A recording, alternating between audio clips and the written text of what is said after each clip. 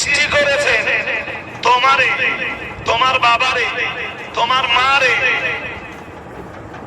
তোমার দাদারে, তোমার দাদিরে, তোমার নানারে, তোমার নানিরে, তোমার 14 পুরুষকে, তোমার মাতৃকুলকে, তোমার পিতৃকুলকে যিনি সৃষ্টি করেছেন, তোমার সন্তানকে, তোমার আলাওলাদকে, তোমার নাতিপোতাকে, তোমার দহিত্রকে, দহিত্রীকে, পৌত্রকে, পৌত্রীকে। হুয়াল্লাযী খালাকা লাকুম মা ফিল আরদি জামিআ, আর আসমান জমিনে তিনি সবকিছু সৃষ্টি করেছেন শুধু তোমার জন্য। মন খুলে বলে,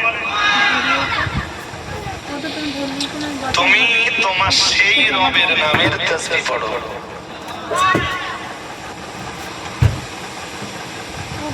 মনে হয় না মানুষ বলেছি কি তন্ত্র সারাদিন যা গায়ে স্যাংলাটা যা বয়া গাছে বুঝেন না, শুরুতে একবার, মাঝখানে একবার, শেষে এতবার আল্লাহ নামের তাসবিহ পড়ে না, অথচ জানে না ওর পাঁচতলার মাটি তাসবিহ করে কার? ওর মাথার উপরের আকাশ তাসবিহ করে কার? সামনে পিছনে যা আছে সবকিছুই আল্লাহ নামের তাসবিহ করে, ও জানে না। এ কথা আমি বলছি, আমার কথা কার?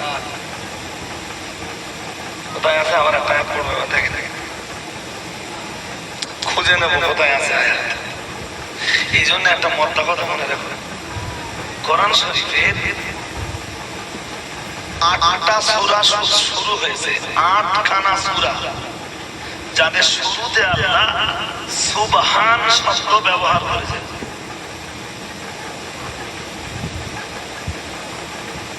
আমরা সুবহানাল্লাহ বলি না?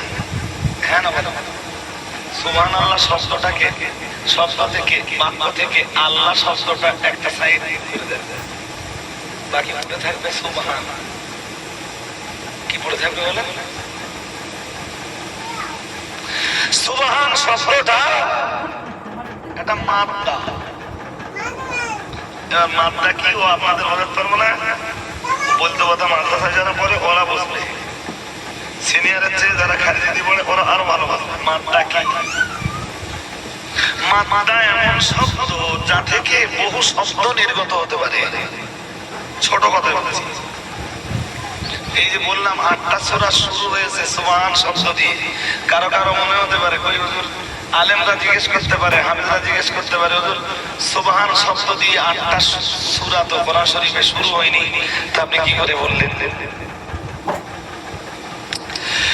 কোন কোন সূরা শুরুতে মহান আল্লাহ সুবহান শব্দটা ডাইরেক্ট দিয়ে শুরু করেছেন, ও বাবাজিরা ভাইরা। আবার কোন শব্দে, কোন সূরা শুরুতে আল্লাহ শুরু করেছেন সাব্বাহ শব্দ দিয়ে, সাব্বাহা লিল্লাহি মা ফিস সামাওয়াতি ওয়া মা ফিল আরদি। আবার মহান আল্লাহ কোন কোন সূরা শুরু করেছেন ইউসাব্বিহু লিল্লাহি, এই জাতীয় শব্দ দিয়ে।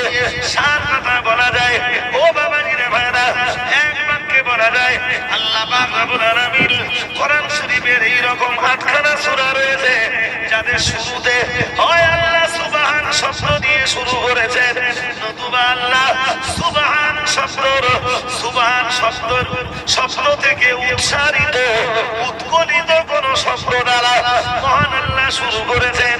ও বাবাজিরা ভাইরা, ভালো করে মাথায় রাখুন, যেমন আল্লাহ কোরআন শরীফের সূরা বনী ইসরাঈল 15 পারা, ওখানে মহান আল্লাহ শুরু করেছেন সুবহানাল্লাযী আসরা বিআবদিহি লাইলাম মিনাল মাসজিদিল হারামি ইলাল মাসজিদিল আকসা।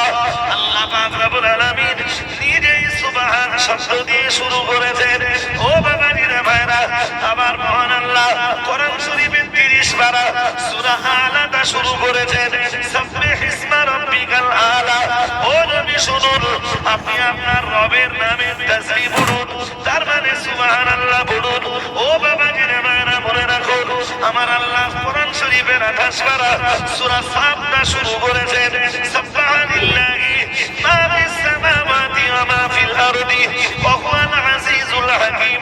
মহান আল্লাহ জানিয়েছেন আসমান আর জমিনে যা কিছু আছে সবাই সবাই সবাই আমার আল্লাহ নামের তাসবিহ পড়ে, তার মানে সুবহানাল্লাহ পড়ে।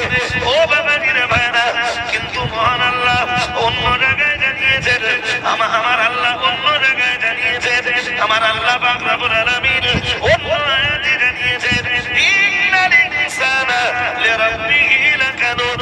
মানব জাতি হলো, এ মানব সন্তান হলো চরম কৃতজ্ঞ, কখনোই এরা কৃতজ্ঞতা করতে জানে না। ও বাবাজিরা ভাইরা, যদিও মানব জাতির ভিতরে সবাই নয়, তবে অধিকাংশ মানব কৃতজ্ঞ। এজন্য আসমান জমিনের সব কিছু আমার আল্লাহর নামের তাসবিহ করলেও, আমার আল্লাহর নামের গুণগান গাইলেও, আমার আল্লাহ নামের মহিমা ঘোষণা করলেও, আমার আল্লাহর নামের পবিত্রতা ঘোষণা করলেও না না না না না, এ মানব জাতির কতিপয় মানব আছে, বরং বলা যায় অধিকাংশ মানব আছে আল্লাহর নামের তাসবিহ করতে যাদের মন চায় না, আল্লাহর নামের মহিমা ঘোষণা করতে যাদের কখনো মন চায় না। তাই আমার আল্লাহ আমাদের নবীকে নির্দেশ দিলেন ফাসাব্বিহ বিহামদি রাব্বিকা ওয়াস্তাগফিরহু ইন্নাহু কানা তাওয়াবা।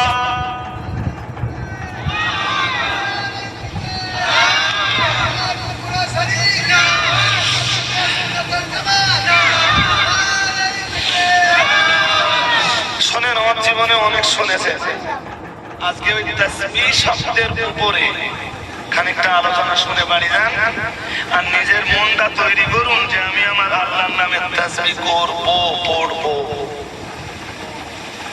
আমার অস্ত অনেক শুনেছেন, অনেক।